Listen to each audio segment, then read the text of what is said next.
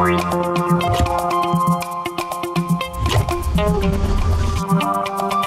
Улан-Удэ одним из самых ярких мероприятий Дня города стал праздник хлеба. Чествовали главный продукт питания 6 сентября на площади Революции. Праздник хлеба состоялся в рамках акции «Сделано в Бурятии», направленной на поддержку местного производства, качество которого подчеркнул глава республики. Сегодняшний праздник явно демонстрирует, что мы можем не только вырастить свой урожай, но можем его очень качественно переработать, получить очень хороший хлеб, продукты из хлеба. И сегодня мы, конечно, ставим перед собой цель накормить свое население собственным продукцией сельского хозяйства. Сможет ли регион действительно сам себя обеспечивать и сырьем, и готовым продуктом? Недавно назначенный министр сельского хозяйства и продовольствия Дабат Шерипов смотрит в будущее с оптимизмом.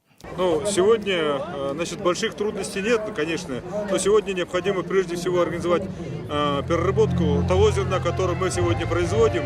И самая главная задача, чтобы в дальнейшем и в будущем перспективе, чтобы в производстве хлеба было больше нашей муки.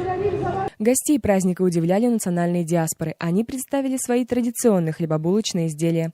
На выставке ярмарки 16 местных производителей макаронных, кондитерских и хлебобулочных изделий продемонстрировали свой ассортимент. Мы используем только натуральное сырье, то есть как в советские времена пекли, получается, без всяких либо консервантов и добавок, так и мы, получается, поэтому наш хлеб очень любят на нашем рынке. Мнением о местном хлебе поделились и сами жители. Местный хлеб, он, во-первых, экологически чистый, потому что делается из лучших сортов пшеницы, которая поступает и которая местная, если это пшеница.